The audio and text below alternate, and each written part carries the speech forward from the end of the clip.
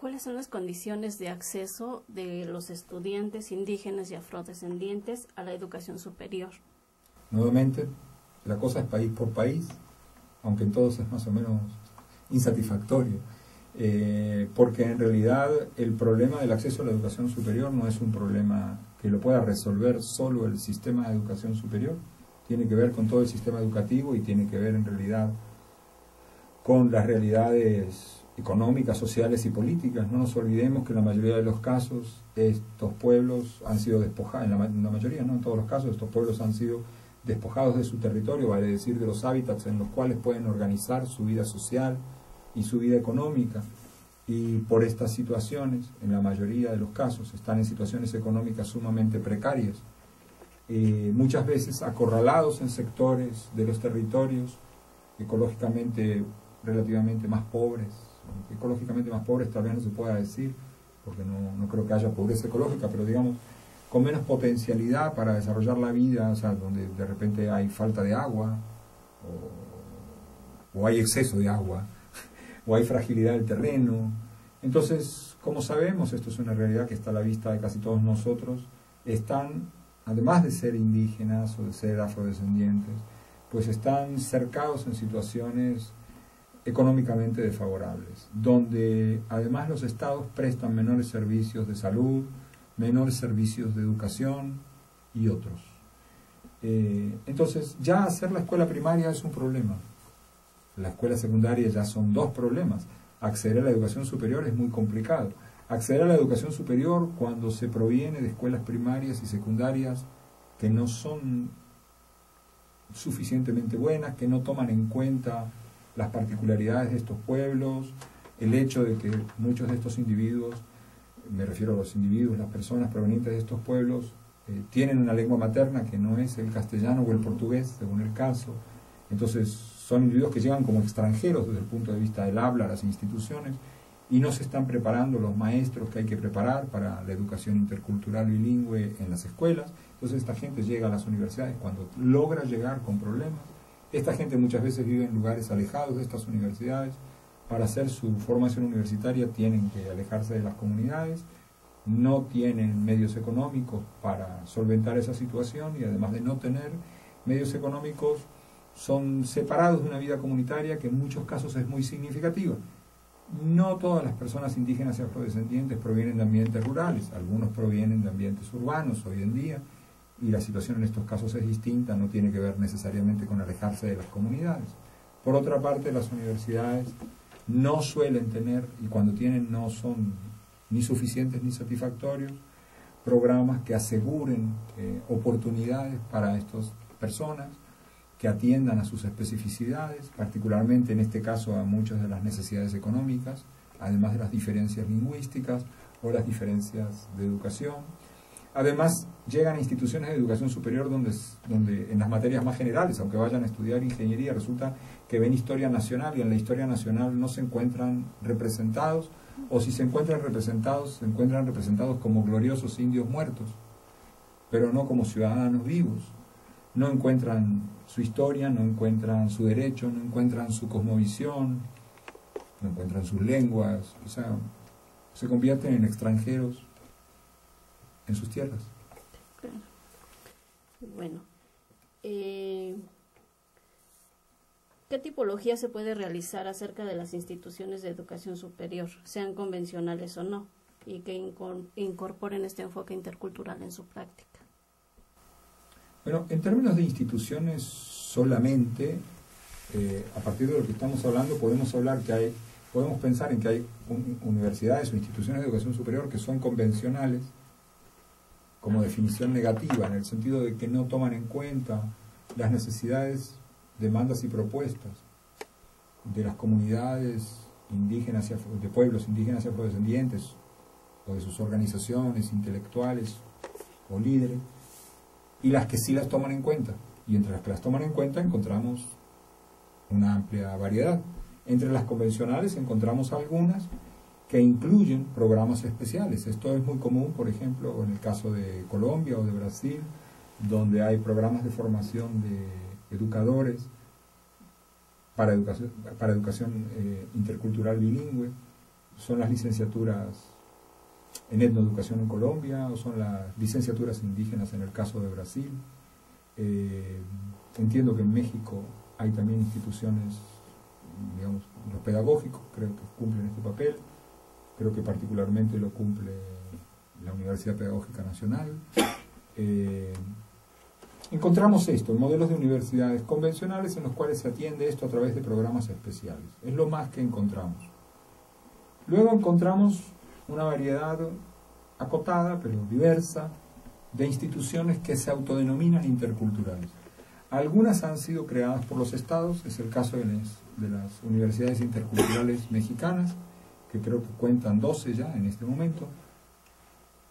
Es el caso de algunas instituciones en otros países, como por ejemplo el CIFMA, el Centro de Investigación y Formación para la Modalidad Aborigen en Argentina, en la provincia del Chaco, que es una institución no de carácter federal, sino lo que en México sería estatal, provincial, para el lenguaje jurídico institucional argentino. Encontramos también lo de la modalidad de escuelas normales en Bolivia y en Perú, o los institutos superiores pedagógicos se llaman ahora en Perú. Encontramos este tipo de modalidades. Luego encontramos algunas instituciones interculturales que han sido creadas por iniciativas de organizaciones indígenas, sean organizaciones de membresía u organizaciones sociales especiales, que se plantean programas de desarrollo local o de desarrollo con identidad. Encontramos ejemplos de este tipo en varios países. Algunas han logrado, a partir de esa iniciativa, ser reconocidas por los estados, y en ese sentido, el caso de Huracán, la Universidad de las Regiones Autónomas de la Costa Caribe Nicaragüense, y el de la Bluefields Indian University, que se llama en inglés porque el creole es lengua nativa en la Costa Caribe Nicaragüense, que son dos instituciones que, si bien se crean por iniciativa de los liderazgos locales, terminan siendo incorporados al Sistema Nacional de Universidades. Es un caso distinto de las interculturales mexicanas creadas desde la Secretaría de Educación Pública, o del único caso que existe en Argentina, el CIFMA que mencionaba recién, que por presión de las organizaciones indígenas provinciales crea un Estado provincial. Ahora se han creado en Bolivia las universidades indígenas, 3 universidades indígenas, la Aymara, la Quechua y la Guaraní, y de las Tierras Bajas. No tengo mucha información sobre esta experiencia, que está todavía, bueno, toda experiencia está siempre en construcción, pero esta está en sus primeras etapas de construcción.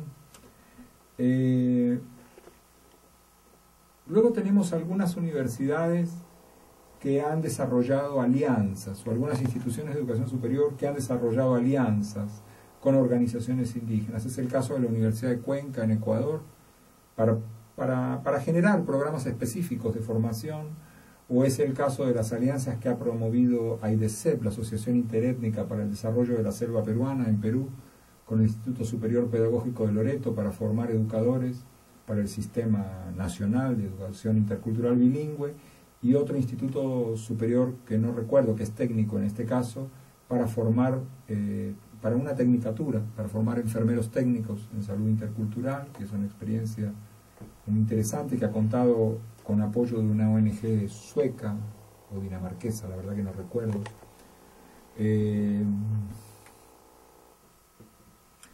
También en Ecuador tenemos la Universidad Indígena Intercultural, la Universidad Autónoma Indígena, no, la Universidad Indígena Intercultural Amautaihuasi, que en quechua quiere decir Casa del Saber, que es creada por un sector de la CONAIE, de la Confederación de Nacionalidades Indígenas del Ecuador, y que logra el reconocimiento de las instancias de reconocimiento de la educación superior en Ecuador.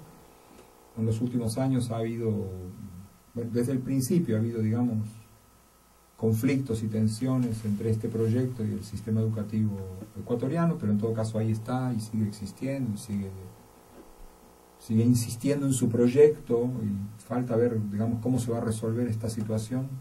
En Ecuador mismo tenemos un proyecto muy interesante, el programa Cotopaxi de la Universidad Politécnica Salesiana del Ecuador, que es un proyecto para pueblos indígenas. Lo interesante de muchos de estos proyectos que se autodenominan interculturales, y que según los casos lo son no solo respecto de la cultura hegemónica nacional, sino porque son interétnicos, porque confluyen, convergen y articulan dentro de ellos proyectos de distintos pueblos indígenas, en algunos casos también de organizaciones afrodescendientes, o organizaciones de afrodescendientes. Lo interesante es la valoración que en ellos se da a los saberes y a los modos de producción de conocimiento de los pueblos indígenas y afrodescendientes, la incorporación de las lenguas y la incorporación al mismo tiempo de las culturas hegemónicas nacionales y del saber de la ciencia occidental. Son en general, excepto tal vez Huracán, proyectos relativamente pequeños desde el punto de vista cuantitativo, son proyectos en proceso de consolidación, son proyectos que a mí, que soy una persona que proviene de la educación superior convencional, que ha hecho su carrera como docente universitario en Venezuela y que ahora la continúa en Argentina también como investigador, a mí lo que más me llama la atención proviniendo de ese mundo y proviniendo de mi adscripción incluso crítica, pero adscripción al fin, a los valores de ese mundo, es que no haya mayor curiosidad por estas formas de conocimiento y por estas formas de educación que algunos llaman emergentes, aun cuando tengan milenios, pero que se cristalizan más recientemente con formas institucionales. Y es lo que desde el proyecto de UNESCO hemos tratado de insistir. No estamos hablando del pasado, estamos hablando del presente y de propuestas de futuro. Estas universidades están resolviendo muchas de ellas de maneras muy creativas y muy eficaces asuntos que las universidades convencionales apenas se están planteando qué vamos a hacer con ellas. Estoy hablando de lo que se llama en las universidades convencionales vinculación con la sociedad. Estamos hablando de cómo resolver la extensión para que no sea extensionista como un simple y soberbio llevar el saber de la universidad hacia afuera, sino ser capaz de captar los saberes de las comunidades. Estamos hablando de cómo formar gente que responda a las necesidades y planteos de las universidades. Estamos hablando de que la ecuación universidad-sociedad no es solamente universidad-empresa. O sea, hay pequeños emprendimientos productivos, no solo agrícolas, sino urbanos, qué sé yo, hasta de producción de playeras, no importa, o de producción de alimentos, o producción de medicinas con base en hierbas. Que las universidades no solo no apoyan, sino que no se están beneficiando de ellos y no están facilitando una formación a sus estudiantes. Entonces hay mucho para aprender. O sea, las universidades convencionales tienen mucho para aprender de este tipo de iniciativas y nosotros esperamos que este proyecto no solo sirva para dar mayor visibilidad y legitimidad a estas experiencias en sí mismas, sino para que las instituciones de educación superior convencionales aprendan de ellas.